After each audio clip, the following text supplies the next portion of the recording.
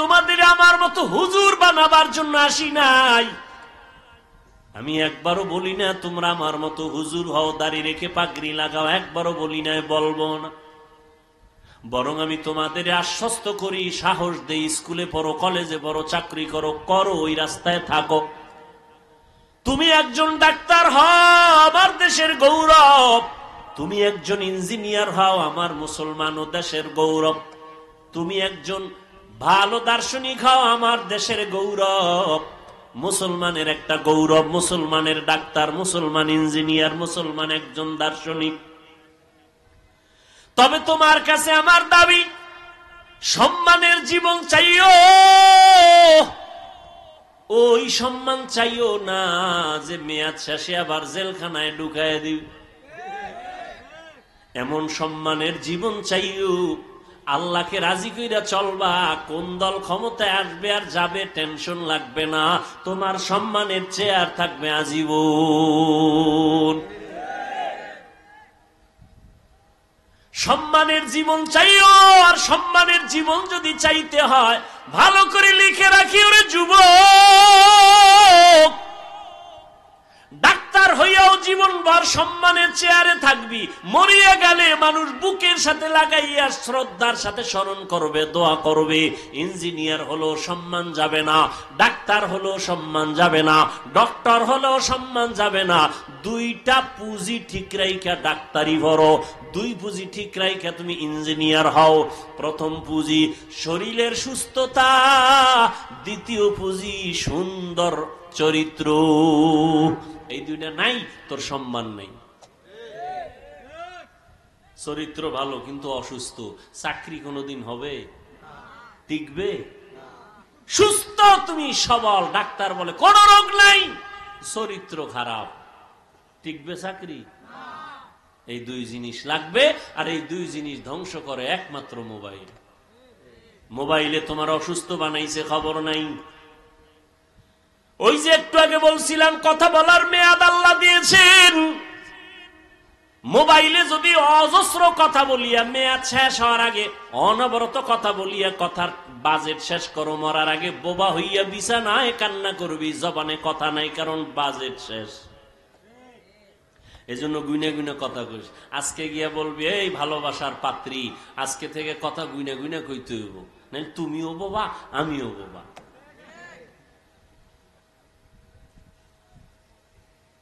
Guinea guinea কথা বলবা, সাবধান, অনর্থক কথা বলা যাবে না। আর যদি বৈধতার লাইনে কথা বলতা, আল্লাহ পাক হয়তো বাজেট বাড়াইতেও পারেন।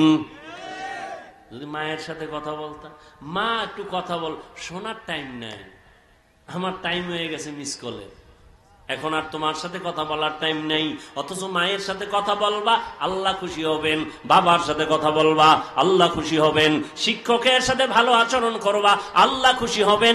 আলেমদের সাথে কথা বলবা, আল্লাহ খুশি হবেন। জিকির করবা, আল্লাহ খুশি হবেন। দরুদ শরীফ পড়বা, আল্লাহ খুশি হবেন, নবী খুশি হবেন। বাজেট কম থাকলে পারে আমার আল্লাহ তার কুদরতি ক্ষমতায় বাড়ায় দিবেন। আল্লাহ পারেননি? কাদেরে কুদরত দারি বরকামাল, আনতা রব্বি আনতা হাসবি যুল জালাল। তাহলে সম্মানের ডাক্তার হতে চাও তো যুবকরা? ইনশাআল্লাহ। কি ভাই, আমার কথা কি অযৌক্তিক? সম্মানের ডাক্তার হও, সম্মানের ইঞ্জিনিয়ার হও। জীবনটা মইরা গেলেও যেন সম্মানের সাথে নাম লেখা থাকে। কেউ যেন ভিডাইয়া তোমার মূর্তিটারে মাটির সাথে মিলাইয়া না দেয়, কেউ প্রস্রাব করে না দেয়। কথা বুঝো? সেই সম্মানের জিন্দিগি চাইলে কয় পুঁজি লাগবে? গেছে গেছে, কয় পুঁজি? এটি আমি যুবকেরে কইতেছি, যুবকরা ওদিকে মোবাইলের ধান্দা করে রয়েছে। কয় পুঁজি? এক নম্বরে কি? সুস্থতা। এই মোবাইলে কি বানাইছে? তোমার বিশ্বাস হয় না? আমি হুজুর কই দেখে না। আচ্ছা, আজকে একটু গুগলে ঢুকো, তোমার এই টাচ মোবাইলে শরীরের কি ক্ষতি করে গুগলে লেখা সার্চ দাও, সব পেয়ে যাবা। এই টাচ মোবাইলে চোখের পাওয়ার থাকে না, কানের পাওয়ার থাকে না, হার্ট দুর্বল হয়, মাথা ব্যথা বেড়ে যায়। বাড়ে নাই মাথা ব্যথা? চোখ ব্যথা বাড়ে নাই? বুকে ব্যথা বাড়ে নাই? এবার মরণটা বাকি। তো অসুস্থ হয়ে গেছে, কানের পার্স নষ্ট। আম্মাজান কয় খানা খাবি না, কয় গোসল কইরা লাইছে আগেই। কানের পার্স নষ্ট হয়ে গেছে, হাসিস না।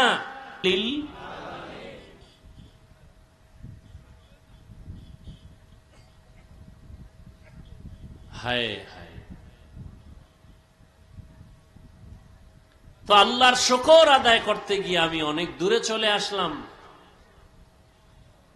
যে আজকে সুন্দরভাবে বয়ান শুনতেছি, বয়ান করতেছি, ঝামেলা নাই। কিয়ামত পর্যন্ত আল্লাহ যেন এভাবেই দ্বীনের কথা উম্মতকে বলার মতো, শোনার মতো ঝামেলা মুক্ত ব্যবস্থা করে দেন। এক নেতার নাম দিলে আর এক নেতা বেজা, কি মাহফিল বন্ধ। ওলামায়ে কেরামের নাম হবে সবার উপরে, আর কারো নাম দরকার নেই। কি কারণ এই যুগে নবী আর আসবেন না। নবীর অবর্তমানে নবুয়তের দায়িত্ব নবী দিয়ে গেছেন উলামায়ে আহলে হকের হাতে। এরা ওরাসাতুল আম্বিয়া, এরা নবীওয়ালা কাজগুলো করবেন, এরাই হলো উম্মতের রাহবার। আল্লাহ উলামায়ে কেরামদেরকে এক হয়ে দ্বীনের পথে কাজ করার তৌফিক দান করেন। এমন কোন কথা বলবেন না, কাজ করবেন না যে উলামাদের মাঝে ডিভাইড তৈরি হয়, বিপরীত অবস্থা দেখা যায়, এমনটা যেন না হয়।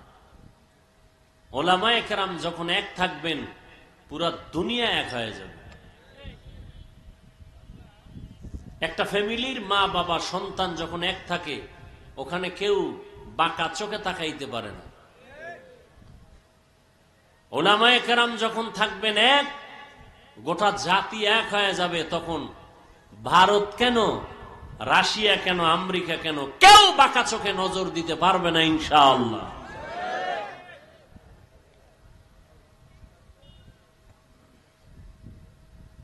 কোরআনে হাকিমের সূরা আহজাবের আমি 2টা আয়াত পড়েছি রাসূলের হাদিস থেকে। এটা ছোট্ট হাদিস পড়েছি।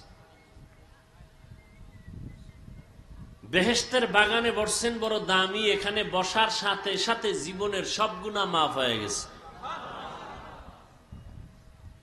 ধৈর্যের সাথে যদি একটু সময় দেন তো আমি আলোচনা করব, উঠা বসা করলে মোনাজাত দিয়ে চলে যাব। কারণ এটা কোনো নাটকের প্যান্ডেল না যে মন চাইলে বসবেন, মন চাইলে উঠবেন, মন চাইলে চা খাবেন, মন চাইলে পান খাবেন। এটা এমন কোন নাটকের মঞ্চ না, এটা এমন বরকতের মজলিস বলা যায় না। এখান থেকে কেউ হেদায়াত পেয়ে বাড়ি যাবে, ওলির খাতায় আল্লাহ নাম উঠায় দিবেন।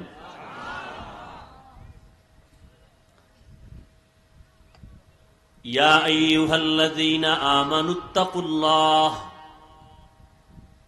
ও দুনিয়ার মুমিন তোমরা আল্লাহকে ভয় করো, তাকওয়া অর্জন করো। অকুলু কওলান সাদীদা, জবান দ্বারা যা বলবা সঠিক সত্য শালীন ভাষায় বলিও। কি লাভ হবে? 1 নাম্বার লাভ, ইউসলিহ লাকুম আমালাকুম, টুটা ফাটা যে আমল করছো ভুলে ভরা, আমি আল্লাহ আমলগুলোকে পরিশুদ্ধতার সাথে কবুল করে ফেলবো। সুবহানাল্লাহ। না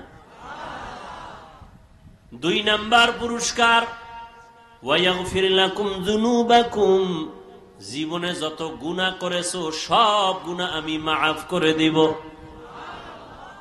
ওয়া মান ইউতিইল্লাহ ওয়া রাসূলাহু, যারা আমি আল্লাহ এবং আমার রাসূলের ইতাআত করবে, ফাকাদ ফাযা ফাওজান আযীমা, অতঃপর তাদের বিজয় হবে চূড়ান্ত বিজয়, সফল বিনা হিসাবে জান্নাতি।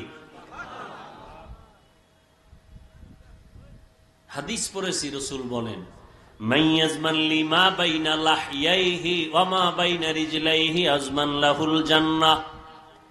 রহমতের নবী বলেন, 2টা জিনিস হেফাজতের জিম্মাদারি যদি তোমরা উম্মতেরা নাও, আমি নবী তোমাদের জান্নাতে নেওয়ার জিম্মাদারি নিব। কয় জিনিস? 1,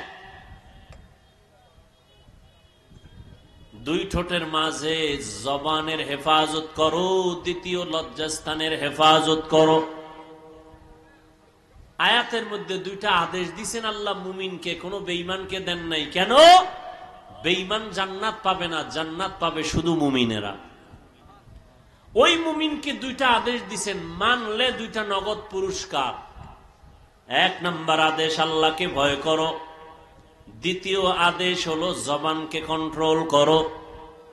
দুইটা আদেশ যদি মানো, দুইটা নগদ পুরস্কার। এক নাম্বার তোমার সব আমল কবুল, দ্বিতীয় পুরস্কার জীবনের সব গুনাহ মাফ। মানবা কি করে? আল্লাহ আয়াতের শেষে বলেন আল্লাহর আনুগত্য করো, রাসূলের ইতাআত করো, তাহলেই তোমার সফলতা আসবে। আল্লাহকে মানো, রাসূলকে মানিয়া এরপরে জীবনটাকে চালাও, জীবন তোমার সফল হয়ে যাবে। আল্লাহকে মানতে হলে, নবীকে মানতে হলে না দেখে মানা যায় না। এজন্য নবী এক হাদিসে বলেন সল্লু কামা রাআইতুমুনি উসাল্লি, নামাজ আদায় করো আমাকে যেমন তোমরা নামাজ আদায় করতে দেখো।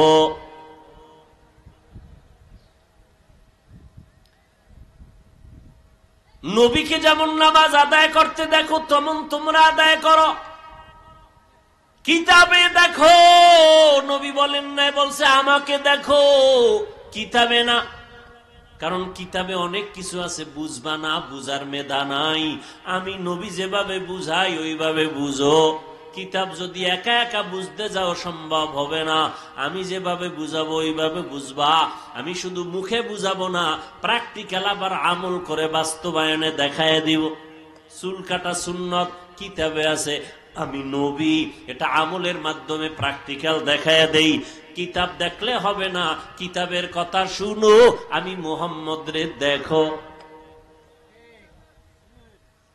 কিতাবের মধ্যে আছে আঙ্গুলের নখগুলো সুন্নত তরিকায় কাটো।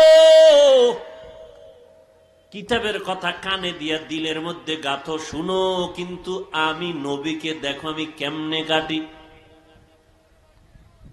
আমি প্র্যাকটিক্যাল দেখায় দিতেছি, আমাকে দেইখা দেইখা নামাজ পড়ো।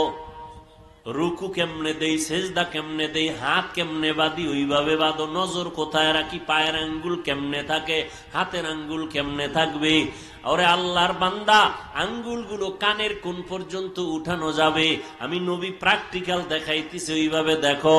এই উম্মতেরা বলবে নবীরে দেখা যায় না, আমরা কেমনে নবীর অনুসরণ করি দেখব। নবী কয় আমারে যারা দেখছে তাদের দেখো। নবীরে দেখছেন সাহাবায়ে কেরাম, সাহাবায়ে কেরামদের দেখছেন তাবেঈন, তাবেঈনদেরকে দেখছেন তাবে তাবেঈন, তাদের দেখছেন উলামায়ে মুতাকাদ্দিমিন, তাদের দেখছেন উলামায়ে মুতাখিরিন। এইভাবে উলামায়ে কেরাম দেখছেন, দেখতে দেখতে এই পর্যন্ত আসছে। ও উম্মত, তোমরা যারা আলেম না, কোরআন হাদিসের আরবি বুঝো না, ব্যাখ্যা বুঝো না, তোমরা বয়ান শুনো আর টুপি মাথায় দেওয়া সুন্নত, দাড়ি রাখা নবীর আদর্শ, জামা পরা নবীর সুন্নত, পানি 3 শ্বাসে পান করা নবীর সুন্নত, কেমনে গেলাসটা ধরবা, কেমনে পানি পান করবা। হুজুরদের বয়ান শুধু কানে শুনবা, দিলে ঢুকাইবা, আর আমলের বেলায় আলেমদের দেইখা দেইখা আমল করবা। ইলমে রা'জাজু করদান বেহিসাব, খলকে রাদাদান জওয়াবে বাসওয়াব, হক না দারদ দোস্তে খলকা জারেরা, নিস্তে ই খাসলত একে দিনদারেরা। কিতাব দেখে সম্ভব। হুজুরেরা যেমন আলেমরা কিতাব বুঝাবে, কোরআন বুঝাবে, ওইভাবে বুঝো। মন গড়া বুঝলে বেজালে পড়বা। ওয়ালা দল্লিন মানে গোমরাহির থেকে আল্লাহ পানা চাই। দল্লিন দল্লান মানে গোমরা, পথভ্রষ্ট। এই তরজমা, এই শব্দ আর এক কোরআনে আরো জায়গায় আছে না নাই? হ্যাঁ, নেও যদি তুমি গোমরা কও ইমান যাবে গা। কয় কেমনে? কয় অদ্দুহা ওয়াল লাইলি ইযা সাজা মা ওয়াদ্দাআকা রাব্বুকা ওয়া মা ক্বালা ওয়ালাল আখিরাতু খায়রুল লাকা মিনাল উলা ওয়ালা সাওফা ইউতিকা রাব্বুকা ফাতারদা। এরপর কি? আলাম ইয়াজিদিকা ইয়াতীমান ফাআওয়া ওয়া ওয়াজাদাকা দল্লান ফাহাদা। আল্লাহ কয় নবী আমি আপনাকে পাইছি দল্লানের ভেতরে, হেদায়াত দিলাম। দল্লিন দল্লান মানে গোমরাহ, পথভ্রষ্ট। এখন আপনি যদি তরজমা করেন ওয়াজাদাকা দল্লান ফাহাদা, নবী আপনাকে দল্লান দল্লিনের মধ্যে পাইছি মানে গোমরাহ। কি অলাদ দল্লিনের অর্থ গোমরা, ওই শব্দ এখানে আসছে। এখন নবীর বেলায় কি বলবা? নবীও গোমরা, ঈমান থাকবে? এজন্য নিজে নিজে খবরদার পণ্ডিতি করবা না। যারা পণ্ডিতি করছে তারা ধ্বংস হয়ে গেছে, নবী মানে নাই, ধ্বংস হয়ে গেছে। আর এক দল নবী মানছে, কিতাবের দ্বারে নাই, তারাও ধ্বংস হয়ে গেছে। বর্তমান দুনিয়াতে একদল অতি আবেগে বলে আমরা পীর ভক্ত, পীর যা কয় তা মানি, কোরআন কি কয় বুঝি না, মানিও না, তারাও ধ্বংস, গোমরা। আর এক দল বলে আমরা কোরআন হাদিস অনুযায়ী চলবো, কোনো হুজুর মানি না, আলেম মানি না, ব্যক্তি মানি না, তারাও গোমরা। আর যারা বলবে কোরআন মানি, হাদিস মানি, কোরআন হাদিসের কষ্টি পাথরের সঠিক আলেম যারা, তাদেরও মানি, তারা সঠিক। মেরা এজাজু করদন বেহিসাব, খলকে রাদাদন জওয়াবে বাসওয়াব, হক না দারদ দোস্তে খলকা জারেরা, নিস্তে ই খসলত একে দিনদারেরা। ও যুবক, রহমতের নবী বলেছেন যুবক নবীর উপকার করেছে। ও যুবক বাবা, আজকে যদি তোমার দ্বারা নবীর উপকার নাও হয়, আমি পায়ে হাত রেখে অনুরোধ করব নবীর দিনের ক্ষতি যেন না হয়। কুয়াতে নে কি নাদারি বদমকুন, বরওয়াজুদে খদসতম্বে হাদমকুন। পারলে উপকার করো, না পারলে চুপ করে বসে থাকো, ক্ষতি করা যাবে? খবরদার তোমার দ্বারা যেন ক্ষতি না হয়। তুমি দাড়ি রাখতে পারো না, এজন্য তোমাকে গালি দেওয়ার অনুমতি ইসলামে নাই। ভালো করে মনে রাখিস, লেখা রাখিস, দাড়ি রাখো নাই, গালি দেওয়ার কিন্তু অনুমতি নাই। কারণ দাড়ি না রাখা এক জিনিস, দাড়ি অপছন্দ করা আলাদা জিনিস। একজনে দাড়ি রাখে না, হুজুর দোয়া চাই, রাখতে মনে চায়, চেষ্টা করব, একে গালি দেওয়া যাবে না। আর একজনে কয় দাড়ি পছন্দ করি না, তাকে ছাড় দেওয়ারও সুযোগ নেই। খুব কঠিন জিনিস, খুব কঠিন। একজনে দাড়ি রাখে না, তাকে গালি দেওয়া যাবে না। আগে বুঝতে হবে সে কি মন মানসিকতাটা কেমন, সে কি রাখতে চায় না বিরোধিতা করে। যে বিরোধিতা করে সে রসুলের প্রকাশ্য দুশ্মন। আর যে রাখার মন মানসিকতা আছে, ইনশাআল্লাহ আশা করা যায় তওবা করে জান্নাতি হয়ে কবরে যেতে পারবে। টুপি মাথায় দেন নাই, গালি দেওয়ার অনুমতি নেই। হ্যাঁ, যদি বিরোধিতা করেন তাহলে আর ছাড় নেই। ও যুবক, তোমার দ্বারা যেন দ্বীনের ক্ষতি না হয়, পারলে উপকার করিও, নামাজের দাওয়াত দিও। নিজে নামাজ পড়তে না পারলেও অন্যকে বলিও ভাই আমি তো নামাজ পড়ি না, তুমি যাও, তুমি নামাজি, গল্প পরে হবে, আগে নামাজ পড়ে নাও। তোমার কারণে তোমার গল্পের পাল্লায় পড়িয়া ভিন্ন যুবকের নামাজ যেন নষ্ট না হয়। তুমি পারলে উপকার করিও, না পারলে একা একা বৈশা বিড়ি টানিও, তারপর আর একজন ভাইয়ের নামাজের ক্ষতি করবা না। নিজে পারলে দাড়িটা লম্বা করিও। লক্ষ লক্ষ নবী সাহাবায়ে কেরাম কেউ দাড়ি ছাড়া ছিলেন না, সমস্ত নবীরা দাড়িওয়ালা। এমনকি ফেরাউনেরও দাড়ি ছিল বড়। আমরা কি ফেরাউনের দাড়ি রাখিনি? সমস্ত নবীরা দাড়িওয়ালা, সাহাবায়ে কেরাম দাড়িওয়ালা, কেউ দাড়িবিহীন ছিলেন না। তুমি দাড়িটা লম্বা করো। নবী বলেন মোসকে খাটো করো, দাড়ি লম্বা করো। আর আমরা মোসেরে দেখছেন পুরা নবীর সাথে একটা যুদ্ধ লাগাই দিছে। কি বাজ মোসের ভিতরে, ওদিকে দাড়ির উপরে। এখন স্টাইল কেউ কেউ রাখে থোতার গোড়ায় স্টাইল। কেউ এরকম কেন? খেলোয়াড়রা তো রাখছে, এই জন্য আমি তার অনুসরণ করি, মোহাম্মদেরটা নয়। নাউযুবিল্লাহি মিন যালিক। আল্লাহ হেদায়াত দান করুন। দাড়ি রাখতে পারো না রে যুবক বাবা, তোমার সাথে দুশ্মনী নাই, দেখলে সালাম দিব, কোলে নিব, বুকে লাগাবো, গালি দিব না, কিন্তু অনুরোধ করে বলি অন্যের দাড়ি রাখার ক্ষেত্রে তুমি বাধা হইও না। তুমি তাকে উৎসাহ দাও, আমি পারি না, তুমি রাখো, কিন্তু তোমার কারণে ভিন্ন কেউ যেন দাড়ি থেকে বঞ্চিত হয় না যায়। কারণ দাড়ি বিহীন লোকটার 24 ঘন্টা অল টাইম সেকেন্ডে সেকেন্ডে সেকেন্ডে সেকেন্ডে কবিরা গুনাহ কবিরা গুনাহ কবিরা গুনাহ লেখাই হয়। আল্লাহ হেদায়াত দান করুন। এরে নবীর আশিক, আল্লাহ পাক রব্বুল আলামিনের পয়গম্বর বলেন, দুই জিনিস হেফাজতের জিম্মা যদি নাও, আমি তোমাকে জান্নাতে নেওয়ার জিম্মাদারি নিব। এক নাম্বার জবানটারে কন্ট্রোল করো, দুই নাম্বারে লজ্জাস্থান হেফাজত করো। আর জবানকে আর লজ্জাস্থান হেফাজত করার জন্য বর্তমানে যে বাধা, তার নামেই মোবাইল। জবান কন্ট্রোল হয়নি মোবাইলে? বলেন কি, সারা রাত জিকির চলে মোবাইলে, সারা রাত। আল্লাহ হেদায়াত দান করুন। কত বাজে কথা বলেছো এই যুবকের, আল্লাহরে ভয় করিস। দুনিয়াতে কয়দিন হায়াত পাবি এটা আল্লাহ লেখছে না? ও বাবারা বলো না, যুবকরা একটু বলো, নির্ধারণ আছে না নাই? আছে। ঠিক কয়দিন তুমি কত কিলো খানা খাইবা তাও কিন্তু বাজেট আছে, আছে না নাই? ঠিক তেমনি ভাবে তোমার জীবনে কয়টা কথা বলবা তাও বাজেট আছে। এই যুবকের একটু খেয়াল কর, ফাও দইরা কই, একটু খেয়াল কর। হায়াতের বাজেট এখনো বাকি, কিন্তু মোবাইলে এত বেশি কথা কইছো, বাজেট শেষ। মরার আগে জবান বন্ধ, মনে রাখো, লিখে রাখো। মরার আগে অনেক মানুষ কথা বলতে পারে না, দেখো নাই?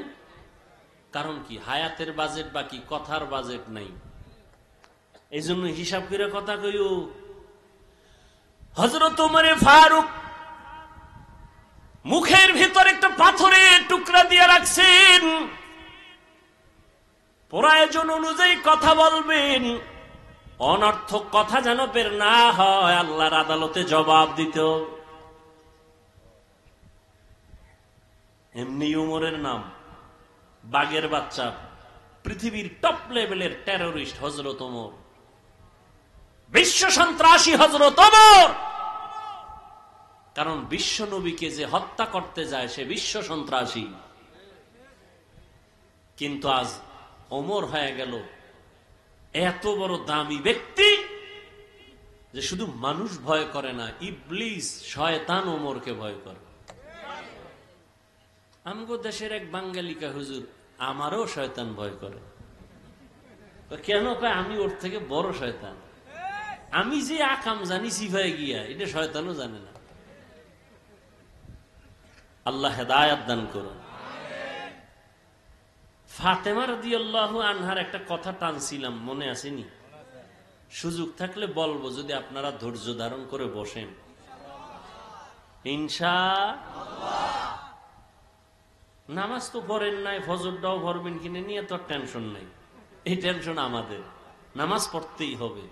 একা একা যাইয়া যদি নামাজটা না পড়ে ঘুমাই, বউ কিছু কইব না ভয়ে, কিন্তু আমার ভিতরে আল্লাহর ভয়, যে সম্মান তো আমি টাকা দিয়ে অর্জন করতে পারি নাই, এই সম্মান তো আমার সার্টিফিকেট দিয়া হয় নাই, সম্মান আল্লাহ দিছেন।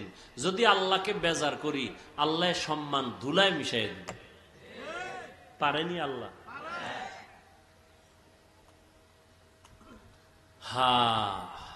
কি কথা বলতেছিলাম? ওমরে ফারুক রাদিয়াল্লাহু আনহুকে শয়তান ভয় করে, শয়তান ভয় করে ওমর। এবার বুঝেন তো কেমন বেড়া শয়তান ভয় করে। যে শয়তান আল্লাহর সাথে চ্যালেঞ্জ দিয়েছে, কোরআনের ঘটনা, আল্লাহর সাথে চ্যালেঞ্জ দিছে আদমকে সেজদা দিব না, আর সেই শয়তান ওমরের দেখলে দৌড়, উল্টা দৌড়। কি কয়? আইয়ে কি আইয়ে, ওই বলার সময় নাই, খালি আইয়ে। সেই ওমর ঈদের দিন, রোজার ঈদের দিন দরজা আটকায় কাঁদতেছে, সাহাবী আবু হুরায়রা রাদিয়াল্লাহু তাআলা আনহু বলেন, ভাই ওমর কানেন কেন? জাহান্নামের ভয়। আরে 10 জন সাহাবা জান্নাতের সুসংবাদ পেয়েছেন, এর ভেতর আপনি দ্বিতীয়, আপনি কাঁদেন কেন? আপনি তো জান্নাতের সুসংবাদ প্রাপ্তদের অন্তর্ভুক্ত। খলিফাতুল মুসলিমিন ওমর কয়, আবু হুরায়রা, যে আল্লাহ দয়া করে জান্নাতের সার্টিফিকেট দিয়েছেন, ভয় অন্তরে ভয়, কোন আমলের কারণে না জানি আল্লাহ বেজার হয়ে আবার সার্টিফিকেট ক্যান্সেল করে দিতে পারেন। পারেন না? পারেন না? এই ভয়টা যদি ওমরের অন্তরে থাকে, আপনার আমার অন্তরে কিভাবে থাকা উচিত? দেখছেন, ওমর খেলাফতের দায়িত্বে আছে, পুরা অর্ধজাহানের খলিফা ওমর। রাতের বেলা ঘুমায় না, এলাকায় ঘুরে ঘুরে খবর নেয় কার কি হালাত। এক ঘরের সিফাই গিয়ে দেয়, ভিতরে বাতি জ্বলে, পাশে গোপনত্ব বজায় রেখা শুনতেছে। মা তার কন্যাকে বলে, এই কালকে বাজারে যাবি দুধ বিক্রি করতে, পানি বেশি দিস, দুধের মধ্যে কি পানি দিয়ে নিবি। মেয়ে কয়, মেয়ে আম্মা জান খবরদার, ওমর যদি এটা শুনে তো কল্লা ফালায় দিবে। এইবার মা কয়, ওমর কি দেখবেনি? ওমর কই? ওমর কই? মেয়ে কি কয় জানেননি? আম্মা জান, যদিও ওমর দেখবেন না, তবে ওমরের আল্লাহ দেখবেন। हर के दारद खौफे हक दर दिल मदगम जन्नतुल मअवा देहद उरा मकाम।